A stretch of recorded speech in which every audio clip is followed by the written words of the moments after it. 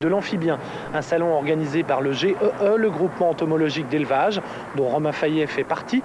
Ce jeune homme est en effet passionné de tous ces animaux étranges. Je vous propose de le rencontrer tout de suite. Pati pata patati patata pati pati pata patata patata.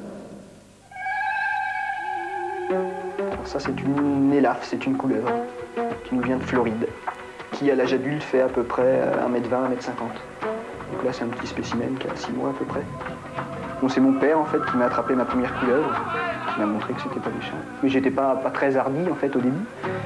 Et puis c'est venu petit à petit, j'ai fini par la toucher. Et puis maintenant, je pourrais plus m'en passer.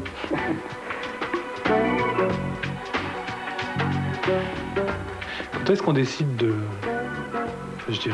franchir le pas, c'est-à-dire d'avoir des animaux chez soi, ce type d'animaux chez soi? Je sais pas si... tout dépend des personnes. Moi, je sais que c'est venu vraiment tout naturellement, quoi. On a attrapé la petite couleuvre. J'ai voulu la garder un petit peu à la maison. Et puis, je l'ai gardée beaucoup plus longtemps que prévu. Elle est restée 6 ou 7 ans à la maison. Puis, une fois qu'elle est morte, ça arrive au bout d'un moment, on a envie d'en avoir une autre. Et puis, petit à petit, on a envie d'en avoir 2, 3, 4, plusieurs espèces si possible. Puis, ça vient comme ça.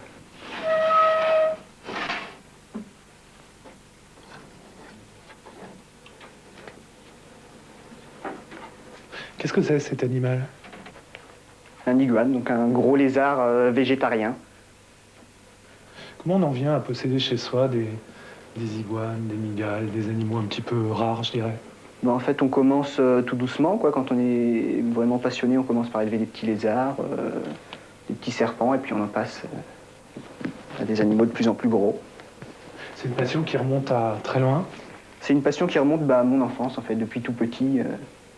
J'ai commencé par attraper des vers de terre, des chenilles, je suis passé aux petites grenouilles, aux petits serpents, et puis petit à petit je suis monté jusqu'aux iguanes, aux gros serpents, et puis aux mygales.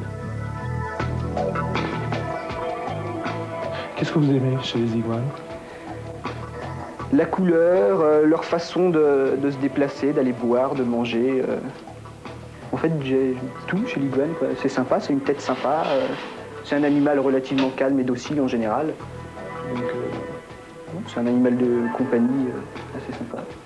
Qu'est-ce qu'on appelle un animal de compagnie? Alors, un animal de compagnie, donc on ne peut pas comparer ça ni à un chien ni à un chat parce qu'ils ne vont pas nous rendre ni l'amour ni l'affection qu'on leur donne.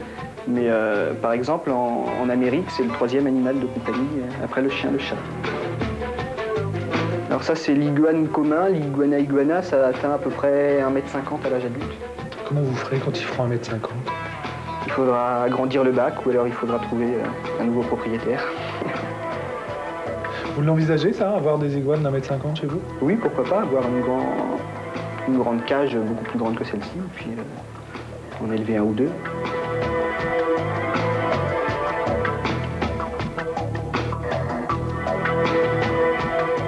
Est-ce que l'observation des animaux, pour vous, c'est important aussi? Est-ce qu'on passe du temps à simplement les observer? Ah bah oui, tout à fait. On passe du temps, alors je passe du temps aussi devant les livres.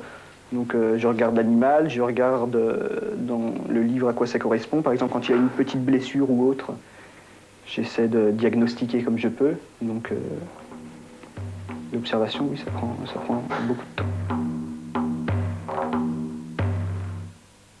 C'est un Felzuma, c'est un petit lézard qui a la particularité de pouvoir marcher sur le verre, pouvoir même courir au plafond sans difficulté. Et puis, contrairement à tous les autres reptiles aussi, il est capable de pousser un petit cri. En général, en période de reproduction, on les entend pousser des petits cris qui ressemblent en fait à des petits aboiements. Donc, voilà. Il vient d'où? Il vient de Madagascar. Il y a des personnes, donc des passionnés de très haut niveau, je dirais, qui font de l'élevage en captivité, donc qui font de la reproduction. On trouve aussi des magasins dans les grandes villes qui vendent ce genre d'animaux. Donc c'est assez facile à se procurer. Ça, c'est un boa constrictor. Donc c'est un serpent qui atteint 3 mètres à peu près à l'âge adulte. Donc ça, c'est un spécimen qui doit faire 1m50 à peu près, qui a 2-3 ans. Alors c'est un serpent assez imprévisible en fait. Tout dépend des spécimens. En général, le boa constrictor est assez sympathique. Et moi, j'ai hérité d'un spécimen relativement étrange, donc il lui arrive d'avoir des périodes où il est plus agressif que d'autres. Quand vos amis viennent chez vous, les gens qui viennent pour la première fois, quelle attitude ils ont?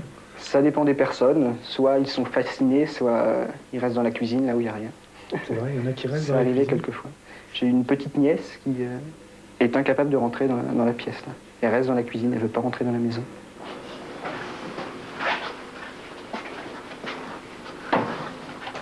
Ici, on n'est pas chez vous, on est à l'association. Est-ce que vous pouvez nous parler de cette association? Donc c'est le GEE, le groupe d'élevage entomologique. Donc c'est une association qui a pour but premier un but pédagogique, donc enseigner aux enfants et puis montrer que les insectes, les arachnides ne sont pas forcément des animaux dangereux, comme on a tendance à le penser trop souvent. Et donc ça a également pour but de montrer au grand public donc, tous ces animaux-là, de les faire découvrir un petit peu, parce qu'on les connaît très mal. Dans nos régions, on n'a pas beaucoup d'espèces aussi impressionnantes que celle-ci. Et ici, on fait aussi de l'élevage. Voilà. Ici, donc, on essaie de faire de l'élevage pour essayer d'échanger avec des passionnés, de vendre aussi un peu. Mais ça a avant tout un but d'échange. L'association a pour but aussi l'élevage dans cette salle-là pour éviter ensuite le prélèvement dans la nature.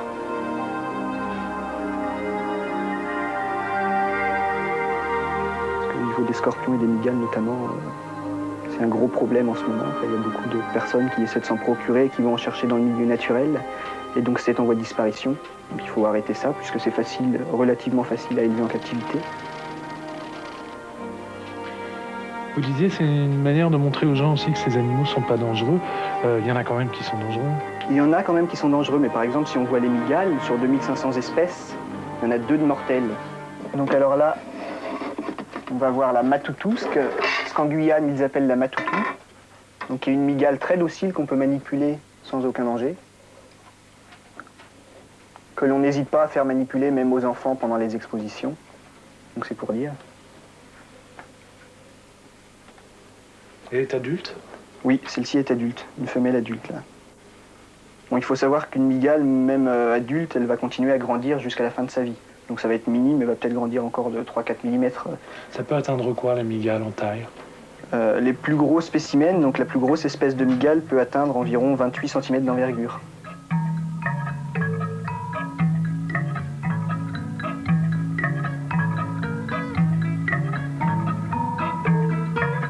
Donc ça, c'est la reproduction en fait, qu'on a eue de la mygale que j'ai manipulée tout à l'heure. Donc c'est une mygale qui fait à peu près 100 à 150 petits par portée. Donc voilà ce que ça donne ensuite. Donc les petits sont en fait rosés, rouges et noirs, donc pas du tout de la même couleur que les adultes. Est-ce que quand on est passionné, comme vous l'êtes, d'animaux comme ça, je dirais rares, on a envie de posséder un animal, d'avoir un animal, tel animal, ou au moins de pouvoir voir élever tel animal? En fait, je pense que quand on est passionné comme ça, le but qu'on recherche avant tout, c'est pouvoir reproduire les animaux en captivité. Le plus beau cadeau qu'on puisse avoir quand on élève une mygale, un scorpion ou un reptile, c'est de le voir se reproduire et de donner des petits. C'est signe de bonne santé, c'est signe que c'est un animal qui se plaît, entre guillemets, et qu'on lui a donné les bonnes conditions.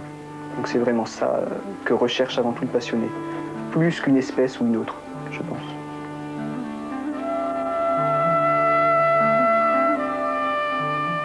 Faites le test vous-même si vous êtes abonné à Télépoche, à Femme Actuelle ou encore à Télé 7 jours. Ouvrez vite votre magazine favori à la page courrier des lecteurs. Vous y lirez peut-être le nom de Bruno Follenfant. Si ce n'est pas